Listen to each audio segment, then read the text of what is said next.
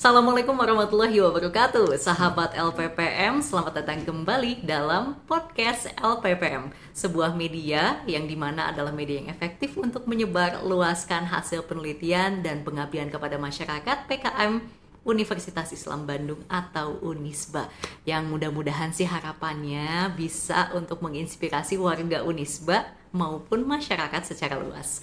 Dan pada hari ini luar biasa, saya akan berbincang dengan narasumber yang sudah hadir kali ini dalam podcast LPPM, yaitu spesial sekali. Beliau ini merupakan dosen Fakultas Teknik Unisba, kemudian Dewan Pakar Darurat Sampah Kota Bandung, sekaligus juga merupakan Ketua Forum Bank Sampah Jawa Barat. Langsung saja kita sapa Dr. Insinyur Muhammad Satori, MTIPU. Kepada Pak Satori. Halo Pak Satori, Assalamualaikum. Waalaikumsalam warahmatullahi wabarakatuh. Sehat Pak Satori? Insyaallah, alhamdulillah. Alhamdulillah. Nah, ini Pak Satori ini sahabat LPPM luar biasa.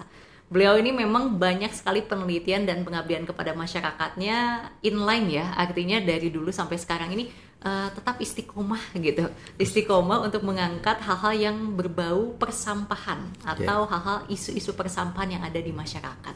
Lengkapnya seperti apa? Langsung saja kita tanyakan. Sebetulnya pasti orang bertanya-tanya Pak Satori ya. Ini kan bisa dibilang melawan arus gitu ya. Jarang orang yang mengangkat terkait dengan persampahan ini. Motivasi untuk meneliti serius terkait sampah itu apa sih Pak Satori? Baik, terima kasih. Jadi asal muasal atau al muala saya melakukan berbagai hal terkait dengan urusan persampahan ini memang termotivasi oleh suatu keadaan pada saat itu sampah itu belum menjadi perhatian orang. Sementara saya melihat bahwa ini akan menjadi persoalan di masa yang akan datang. Mungkin saya sudah ditakdirkan menjadi orang yang selalu memprediksi seperti itu ya, di mana orang mungkin tidak melihat itu menjadi masalah, tapi saya memprediksi ini akan jadi masalah. Nah itu yang menjadi kesukaan saya. Dan terbukti pada saat sekarang gitu ya, sampah itu sudah makin kelihatan masalahnya dan makin besar. Dan bahkan banyak orang yang tiba-tiba terlibat dalam konteks pengelolaan sampah. Jadi itu motivasi penting ya dalam tata kelola sampah. Yang kedua, bahwa saya ini sesungguhnya bukan lulusan teknik lingkungan ya. Saya sebetulnya adalah lulusan teknik industri, yang sebetulnya sering juga dipertanyakan kenapa teknik industri ngurusin sampah gitu ya. Seperti ya tidak ada kesesuaian. Saya teringat bahwa yang namanya teknik industri itu diajarkan bagaimana membuat inovasi, berpikir inovatif dan kemudian entrepreneurship gitu ya. Jadi saya melihat persoalan sampah ini itu tidak hanya dilihat dari perspektif lingkungan ya, not only waste, tapi juga bisa jadi resources. Nah itu cara berpikir sederhana saya pada saat itu. Nah oleh karena itu maka kemudian berkembang pada saat-saat sekarang itu masalah sampah itu tidak hanya dilihat dari masalah lingkungan ya, tapi sekarang ini bahkan masalah sosial, masalah lingkungan dan bahkan masalah politik ya, dan itu dinamika yang sangat dinamis urusan sampah sekarang. Jadi itu kira-kira ya motivasi saya itu seperti itu ya. Oke, luar biasa nih ya. Memang kalau bahasa anak zaman now-nya sih anti mainstream ya. Memang sejak dulu selalu berpikir out of the box nih Pak Satori. Betul. Pak Satori mungkin bisa cerita juga nih, bagaimana sih awal mulanya Pak Satori melakukan penelitian dan pengabdian yang berbau persampahan ataupun yang berbau lingkungan. Baik, jadi pertama-tama saya sebetulnya pada saat sebelum tahun 2000-an lah begitu, saya sering ditugaskan oleh pemerintah pusat PUPR dalam hal ini Kementerian PU pada saat itu ke berbagai kota kabupaten untuk membuat perencanaan teknis pengelolaan sampah. Nah pada saat itu saya selama kurang lebih 5 tahun itu melihat bahwa kalau tata kelola sampah hanya seperti itu, ini akan jadi soal gitu ya. Dan kenapa akan jadi soal? Karena kalau andalannya hanya TPA atau dalam konteks bahasa ilmiahnya itu NO pipe treatment, itu akan menjadi masalah karena daya dukung lingkungan jadi makin terbatas, kemudian lahan juga makin terbatas gitu ya. Jadi pada saat sampah itu hanya berujung di TPA, maka suatu saat itu akan menjadi booming. Dan saya sebetulnya sudah berpikir dan menyampaikan gagasan-gagasan yang lebih futuris ya di tahun 2000-an. Tapi responnya tidak positif ya. Nah, sampai pada suatu ketika 2005 terjadi Louis Gajah longsor itu. Dan itu adalah momentum saya untuk meyakinkan semua pihak, pemerintah, masyarakat bahwa kita harus merubah gitu tata kelola dan bahkan mindset sampah itu gitu ya. Nah, disitulah makanya mulai berkembang tata kelola sampah itu tidak hanya dipandang sebagai satu fenomena lingkungan ya, tapi juga sampah bisa jadi sumber daya. Dan alhamdulillah dengan kejadian 2005 itu mendorong pemerintah untuk membuat Undang-Undang 18. Dan pada saat itu pula saya melakukan aksi gerakan masyarakat ya di Kota Bandung khususnya dengan mahasiswa juga dengan LSM untuk melakukan pemilahan pengolahan sampah ya di sumber begitu ya. Jadi itu aksi positif yang saya lakukan yang berujung pada lahirnya Undang-Undang 18 tahun 2008 tentang pengolahan sampah, dan itu adalah paradigma baru mengelola sampah di Indonesia. Jadi itu perkembangan itu terus dinamis sampai sekarang, dan bahkan sampai sekarang itu tata kelola sampah sudah dipandangnya itu sebagai sebuah siklus ekonomi. Ya, karena walau bagaimanapun sampah itu kan dihasilkan dari aktivitas ekonomi, kegiatan manusia. Jadi sampah itu akan inline dengan segala hal ihwal produk yang kita gunakan, proses produksi yang dilakukan untuk membuat produk dan seterusnya. Itulah yang harus dirubah begitu ya. Dan alhamdulillah konsep gagasan saya ini telah melahirkan satu gagasan yang cukup istilahnya itu membuat masa depan tata kelola sampah dan ekonomi yang disebut dengan ekonomi sirkular gitu ya. Dan ini sudah menjadi konsep yang berlaku di seluruh dunia ya. Termasuk juga ketika saya diundang dalam Eco Business Forum Asia Pasifik di Jepang gitu ya, yang membahas mengenai hal ini. Jadi itu terkait dengan perkembangan perjalanan penelitian saya terkait dengan sampah gitu ya, yang tadinya just only waste, tapi sekarang sudah waste is resources gitu ya, dan bahkan menuju pada circular economy. Itu roadmap-nya seperti itu ya. Seperti itu ya. Tapi Pak Satori juga tadi sempat mention terkait dengan mindset begitu ya, kemudian upaya yang dilakukan untuk membangun itu. Dan kita tahu kalau Kota Bandung ini bisa dibilang sudah mengalami krisis TPA begitu ya, tempat pembuangan akhir sampah di Kota Bandung.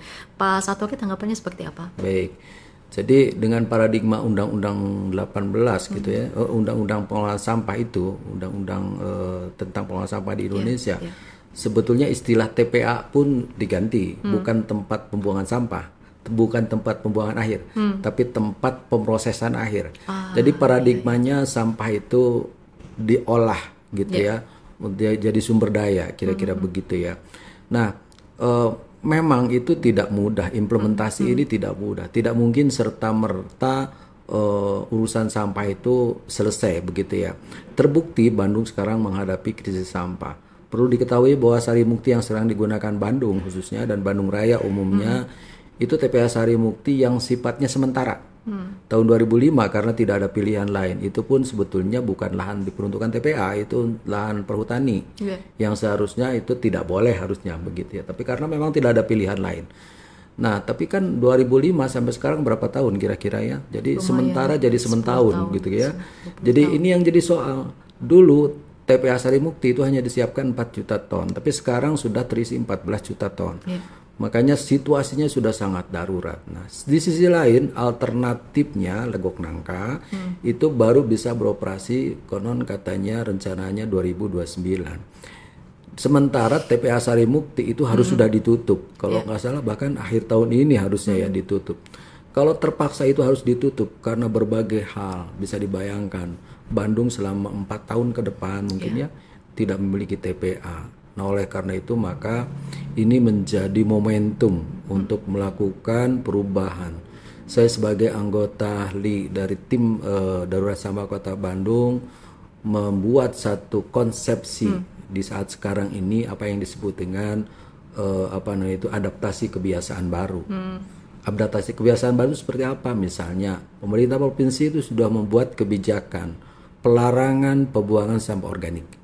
Jadi kalau masyarakat mau concern dengan urusan ini harusnya tahu kebijakan ini bahwa per 1 Januari 2024 provinsi melarang untuk membuang sampah organik ya ke TPA.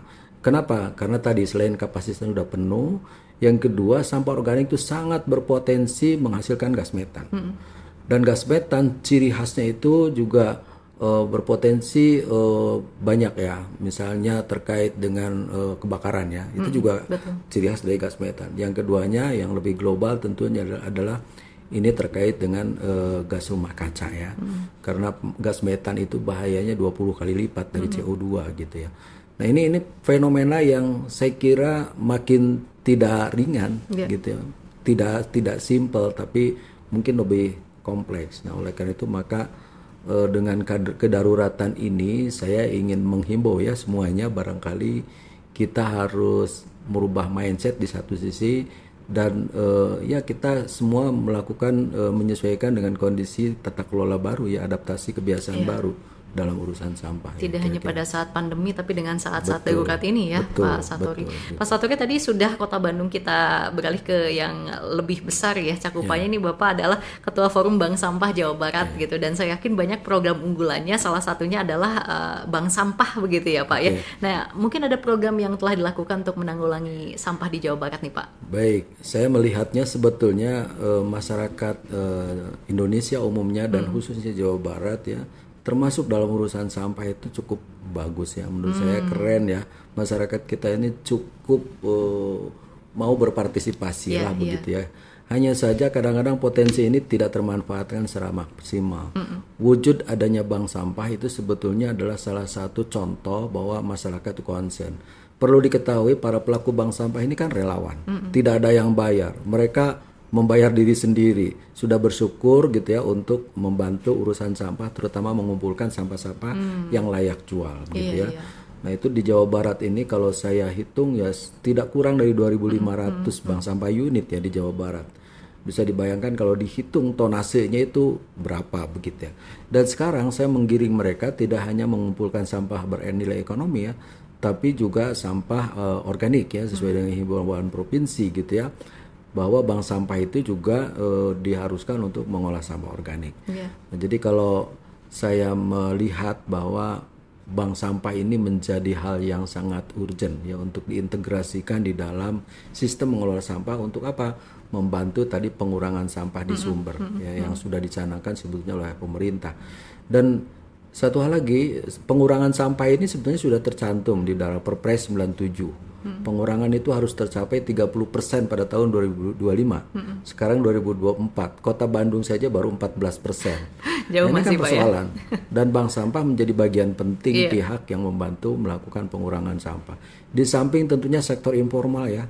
Sektor informal di Jawa Barat ini ada sekitar 4 juta orang gitu ya. Ini juga tidak bisa disepelekan. Jadi saya kira kalau melihat guyupnya masyarakat Jawa Barat dalam pengurangan sampah sebenarnya cukup baik. Tinggal bagaimana potensi itu dimanfaatkan semaksimal mungkin, eksistensinya juga diakui di dalam sistem mengelola sampah. Luar biasa. Ya. Pak Satori, saya dengar juga Bapak ini merupakan penggagas Unisba Go Green ya. Nah ini mungkin bisa dihubungkan juga, apakah ini masuk dalam penelitian dan pengabdian Bapak barangkali sebelumnya? Cikal bakal Unisba Go Green atau Eko Kampus Unisba sebetulnya juga lahir pada tahun 2005 itu. Pada saat saya membuat gerakan dengan mahasiswa dan kita mulai dari kampus kita sendiri. Jadi sebetulnya Unisba Go Green itu pada saat itu dimulai dari memastikan sampah itu terkelola dengan baik. Dan sekarang berkembang konsepnya adalah kampus zero waste. Jadi kita harapkan bahwa sampah Unisba itu selesai dengan kita sendiri. Dan penelitian-penelitian saya juga yang terakhir ini saya kerjasama dengan kita Kyushu University itu mengembangkan bagaimana mengelola sampah organik yang efektif efisien di Unisba. Jadi saya melakukan komparatif study antara Kota Bandung dengan Kota Kawasaki gitu ya. Jadi itu perkembangan terakhir dengan penelitian saya terkait dengan Eko Kampus Unisba. Oke. Pak Satori, mungkin terakhir bisa berbagi visi besar apa sih dari penelitian dan pengabdian Bapak selama ini untuk Unisba, untuk masyarakat pada umumnya? Baik. Singkat saja sebetulnya, karena sekarang ini cara pandang sampah itu tidak hanya sebagai persoalan lingkungan, tapi bisa menjadi sesuatu yang bermanfaat atau istilah agamanya adalah berkah. Maka saya punya moto untuk warga Jawa Barat khususnya dan umumnya Indonesia. Lebih baik hidup dari sampah daripada hidup menjadi sampah. Itu saja. Luar biasa. Terima kasih banyak Pak Satri. Mudah-mudahan lain kesempatan kita bisa diskusi lagi ya Pak ya. Nah itu dia sahabat LPPM, luar biasa. Dalam Islam kebersihan adalah sebagian dari iman. Jadi mulai bertanggung jawab dengan sampahnya sendiri dan sampah yang diciptakannya sendiri ya. Dan itu tadi adalah diskusi kita bersama dengan Pak Dr. Insinyur Muhammad Satori MT IPU. Mudah-mudahan lain kesempatan kita bisa diskusi lebih panjang terkait dengan persampahan ini. Demikian podcast LPPM, sampai jumpa dalam episode lainnya dan wassalamualaikum warahmatullahi wabarakatuh.